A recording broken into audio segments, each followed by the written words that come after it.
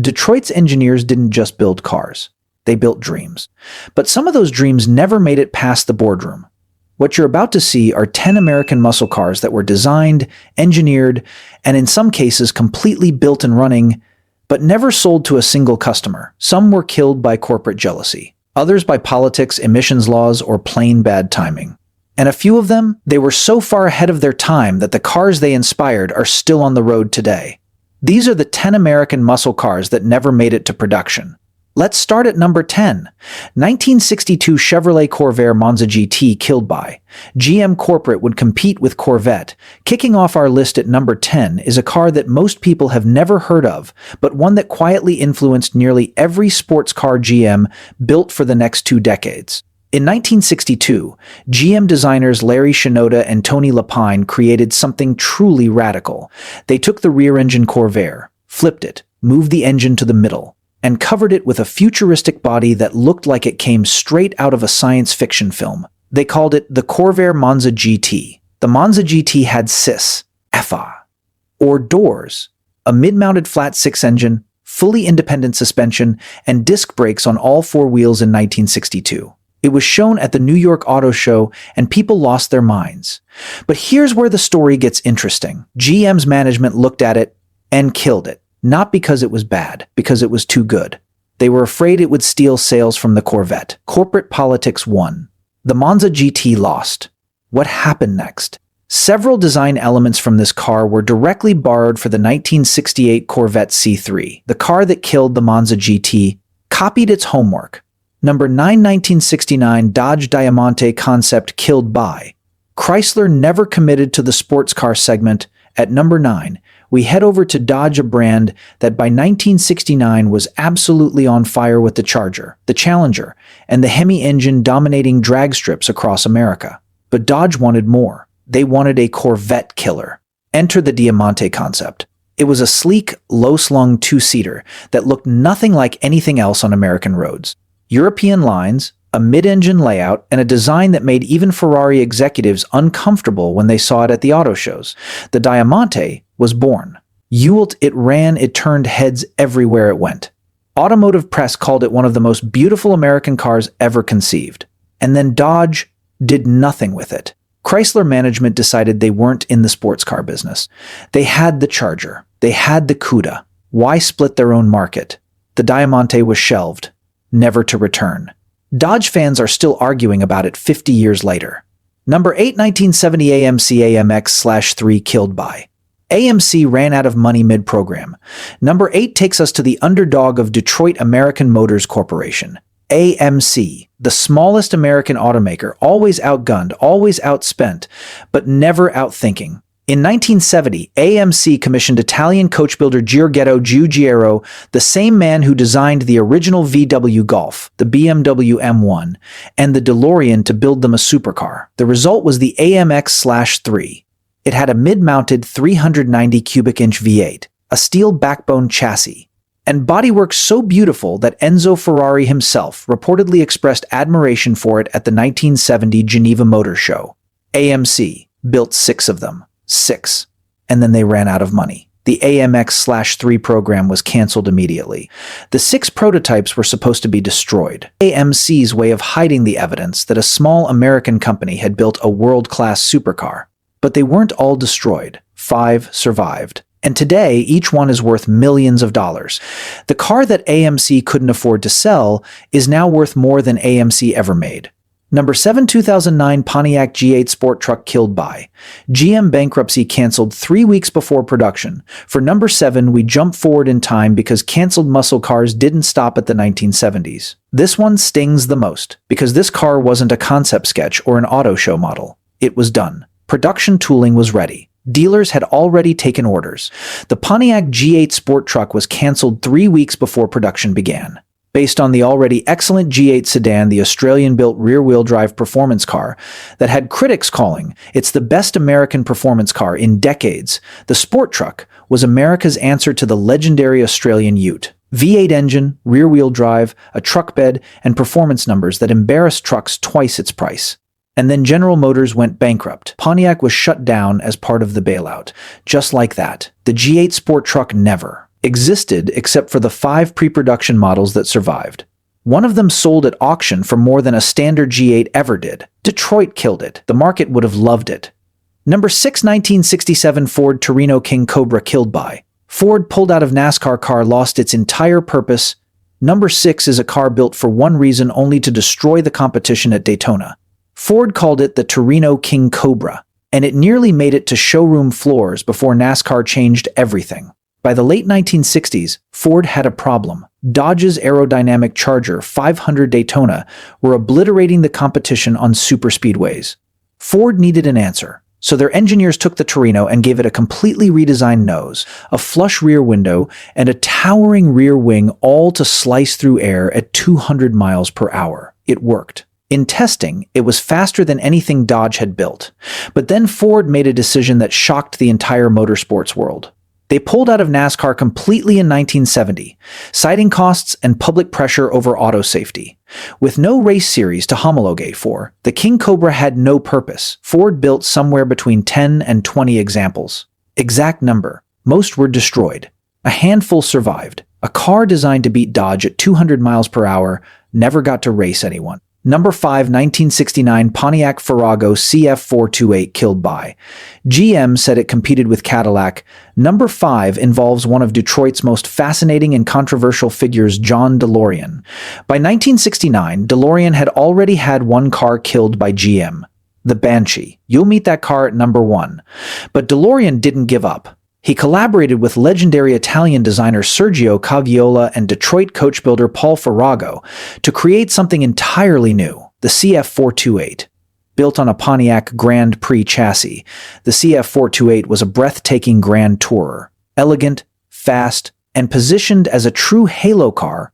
For Pontiac, the kind of car that would make people walk into a Pontiac dealer just because they wanted to be near it.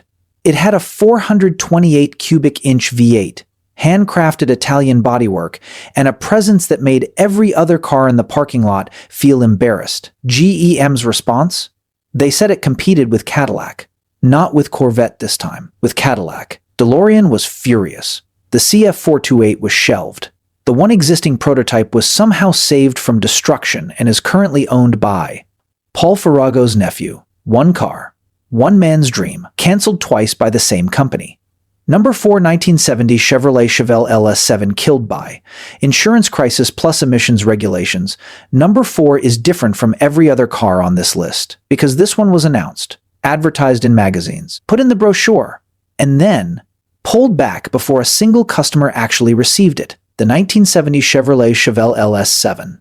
In 1970, Chevrolet was in a horsepower war with everyone. The Chevelle SS was already available with the devastating 450 horsepower LS6454, but Chevy decided to go further. They announced the LS7A full race, solid lifter 454 producing 465 horsepower from the factory. Bigger than anything on the street, a NASCAR engine wearing street clothes. Orders came in. Magazines ran test drive previews. It was real. Then insurance companies panicked. Cars with that kind of power were impossible to insure for average buyers. Emissions regulations were tightening, and Chevy's own lawyers got nervous. The LS7 was quietly pulled from the order books mid-year. Customers who ordered it received their cars with the LS6 instead. A few LS7 engines were built, some believe around 20T, went into racing applications. None went into customer cars.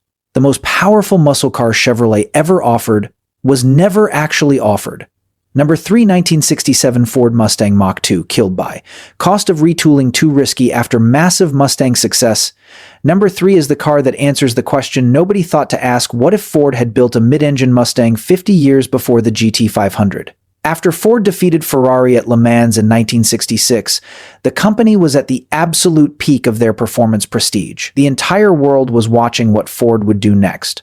Design chief Gene Bordenat had an idea. He took a Mustang convertible chassis, moved the 289 cubic inch V8 behind the driver's seat, had the car hand-built by performance contractor Carcraft, and covered it with a body that looked like it belonged at Le Mans, not on a dealership lot. They called it the Mustang Mach-2. It debuted at the 1967 Chicago Auto Show, and the reaction was electric. Journalists called it the most exciting American car they'd ever seen. It looked like something from the future, and Ford killed it anyway. The cost of retooling the Mustang's entire production line was astronomical. The original Mustang was selling millions. Why take the risk? The Mach 2 became a show car, a one-off, a what-if. 40 years later, when Chevrolet finally built a mid-engine Corvette, journalists asked, why did it take this long? The answer was that Ford had already proven it was possible in 1967. They just didn't have the courage to build it. Number 2, 1971 Plymouth Hemi Cuda convertible killed by insurance rates and emissions, only 7 ever sold. Before we get to number 1, a special mention for a car that technically made it to production. Sort of the 1971 Plymouth Hemi Cuda convertible. This car wasn't fully canceled, but only 7 were ever sold. 7 for the entire model year. Worldwide. Insurance rates for a Hemi-powered convertible were so catastrophic that dealers couldn't move them. Some sat on lots for months. Nobody could afford to insure what was undeniably the most powerful drop-top muscle car ever built. Emissions regulations arrived like a freight train in 1971. The Hemi engine was strangled. 1971 was its last year. Those 7 cars? Today they're worth between $3 and $4 million each. The most valuable American production muscle car ever made, a Car T. Dealers were practically begging people to buy. Sometimes Detroit's best work went completely unappreciated until it was too late. Number 1, 1964 Pontiac Banshee XP833 killed by. GM protected the Corvette, then stole the Banshee's design for it, and here we are.